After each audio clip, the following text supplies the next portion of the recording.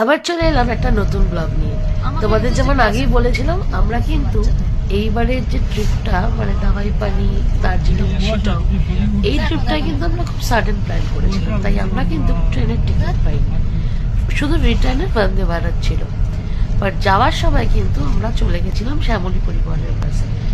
আর NJP পৌঁছে কিছুক্ষণ ওদেরই ওয়েটিং রুমে, ওদের যে ওয়েটিং এরিয়া আছে সেখানে ওয়েট করে ফ্রেশ হয়ে আমাদের গাড়ি এসে গেলে আমরা চলে যাই গাড়িতেই দার্জিলিং কার্শিয়াং হয়ে মানে দার্জিলিং ধরে কার্শিয়াং হয়ে চলে যাই ডিরেক্টলি দাওয়াইপাড়ি।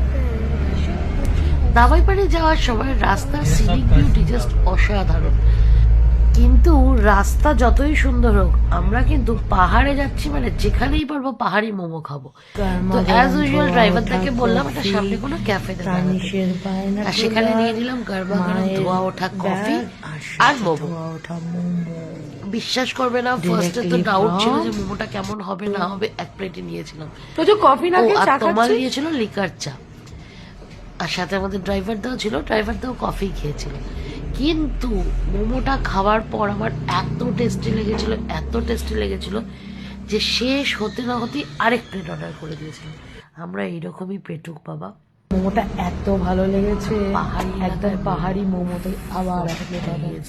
মানে আমরা খেতে পারলে না, ফটোতে এই ধোয়াটা আমার চাই না। মোমো খাওয়ার পর বেশ কয়েকটা ফটোশুট সেরে নিয়ে আমরা আবার বেরিয়ে পড়ি দাওয়াইপাড়ির উদ্দেশ্যে। দাওয়াইপাড়ির মানে কার্শিয়াং ছাড়িয়ে দাওয়াইপাড়ি অব্দি রাস্তা যথেষ্ট ভালো, ওয়েল মেনটেন। কিন্তু আমরা যে হোমস্টেটায় থাকবো সেই হোমস্টের সামনে প্রায় 5 কিলোমিটার মতো রাস্তায় কাজ হচ্ছে। হঠাৎ করে মানে 5 কিলোমিটার রাস্তায় কাজ হচ্ছিল, একটুখানি জায়গাতেই কাজ হচ্ছিল। কিন্তু ওই জায়গাটা ক্রস করে বোলেরো বা বড় যে কোনো গাড়ি, বড় ছোট যে কোনো গাড়ি অ্যালাউড ছিল। যেহেতু রাস্তায় কাজ হচ্ছিল, রাস্তা আটকে কাজ করছিল অল্প একটু জায়গা, বাট ওই বাকি জায়গাটুকু বাদ দিয়েও আমাদের আরো 5 কিলোমিটার মতো যেতে হতো।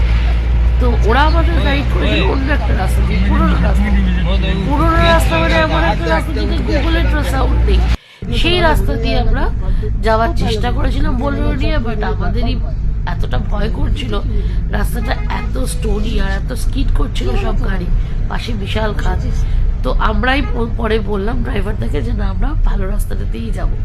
তো আবার রিটার্ন করলাম, রিটার্ন করে আরে গ্রিল খোলা থাকলে উঠে যাবে দিলাম, মানে ওই যতটুকু রাস্তা কাজ হচ্ছিল হেঁটে হোমস্টে ট্রানজিট নিয়ে হোমস্টেতে পৌঁছলাম।